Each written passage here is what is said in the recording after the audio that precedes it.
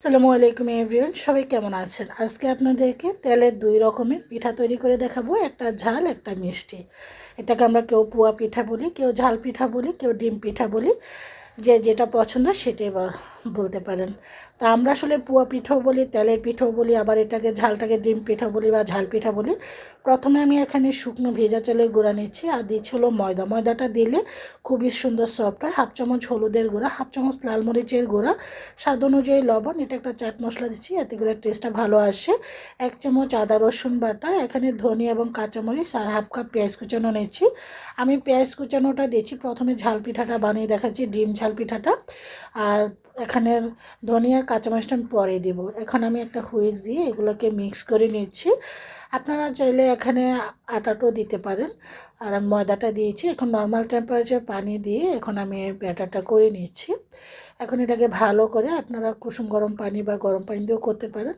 তো এখন এটাকে আমি ভালো করে মিক্স করে নিচ্ছি, নিয়ে ভালো করে প্যাচোলারটা দিয়ে নেড়ে চেড়ে নিচ্ছি। আপনারা যে কোনো ধরনের জিনিস দিয়ে বা হাত দিয়েও করতে পারেন। তো আমি এটাকে দেখুন আস্তে আস্তে ব্যাটারটা হয়ে আসছে। আমি এখানে ডিম দিচ্ছি। ডিমটা দিলে এটা টেস্টটা এবং অনেক সফট থাকে, পিঠাটা খেতে অনেক বেশি ভালো লাগে। তবে এটা আপনাদের অপশনাল, পছন্দ অনুযায়ী দেবেন, না স্কিপ করতে পারেন। আমি দুটো মুরগির ডিম দিয়েছি। আবারও হুইস্ক দিয়ে ভালো করে ফেটিয়ে নিচ্ছি। যতটা ভালো ফেটানো হবে পিঠাগুলো তত সফট হবে এবং দীর্ঘক্ষণ রেখে আপনারা খেতে পারেন।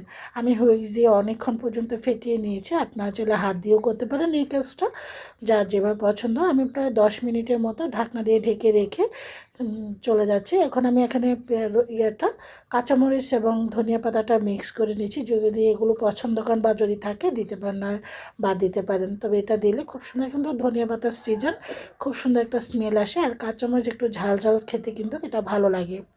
আপনার চাইলে চিলি ফ্লেক্সও দিতে পারেন কাঁচামরিচের পরিবর্তে। এখন আমি ভালো করে চামচটা দিয়ে প্রত্যেকটা জিনিস মিক্স করে নিয়েছি। এটা লাস্ট মুভমেন্টে দিবেন, পিঠা যখন বানাবেন এর আগে দিয়ে।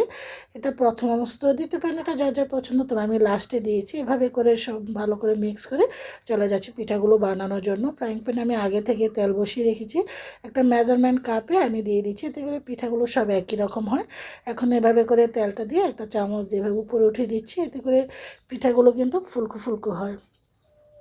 ডিমের এই ঝাল পিঠাগুলো কিন্তু সবাই খেতে খুবই পছন্দ করে, কারণ আমাদের বর্তমানে অনেকেই আছে, অনেকে ঝাল খেতে পারে, মিষ্টি খাবার খেতে পারে না, নানা রকমের সমস্যা থাকে, কারো ডায়াবেটিস বা ডাক্তার কোনো নির্দেশ থাকে যে মিষ্টি জাতীয় খাওয়া যাবে না, তখন এই ধরনের ঝাল পিঠাগুলো খেতে পারেন।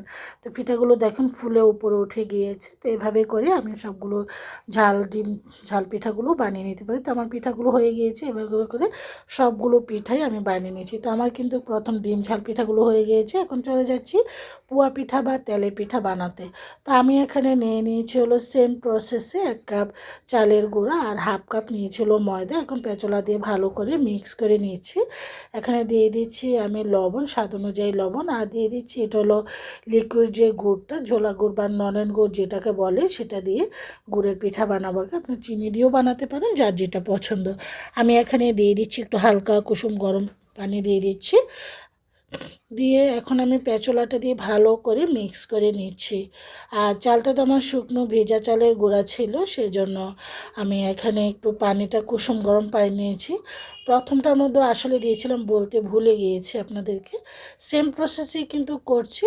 তো পানিটা যেন অতিরিক্ত গরম না হয়। তো এভাবে করে পেঁচলা দিয়ে ভালো করে বা হুইক্স দিয়েও আপনারা মিক্স করে নিতে পারেন, বা হাত দিয়েও করে নিতে পারেন। আমি আর হাতটা লাগালাম না, ঢাকনা দিয়ে ঢেকে প্রায় আমি 15 মিনিট রেখে দিয়েছি। 15 মিনিট পর আবারও চলে এসেছি। পিঠা বানানোর আগে আবারও প্রায় আমি 2-1 মিনিটের মতন পিঠাটাকে এভাবে পেঁচলা দিয়ে যে দেখুন এভাবে করে নেড়ে নিচ্ছি। এটা আর পানি দেওয়ার প্রয়োজন হয়নি। আমার ব্যাটারটা আলহামদুলিল্লাহ পারফেক্ট হয়েছে। পুয়া পিঠার বা তেলের পিঠাটা একটু মোটা টাইপের হয়, একটু ঘনত্ব হয়। তো ফ্রাইং প্যানে আগে থেকে তেল বসিয়ে রেখেছি, এখন পুয়া পিঠাগুলো বানানোর জন্য দিয়ে দিয়েছি। এই যে দেখুন আলহামদুলিল্লাহ খুবই চমৎকারভাবে ফুলে উঠেছে। তো এভাবে করে সবগুলো পিঠাই আমি বানিয়ে নেব। আমার তেলের পিঠাটা হয়ে গিয়েছে, একটা সার্ভিং প্লেটে সার্ভ করে নিয়েছি। তো আপনাদেরকে একটা ভেঙে দেখাচ্ছি, পিঠাগুলো বানালাম দেখলাম না।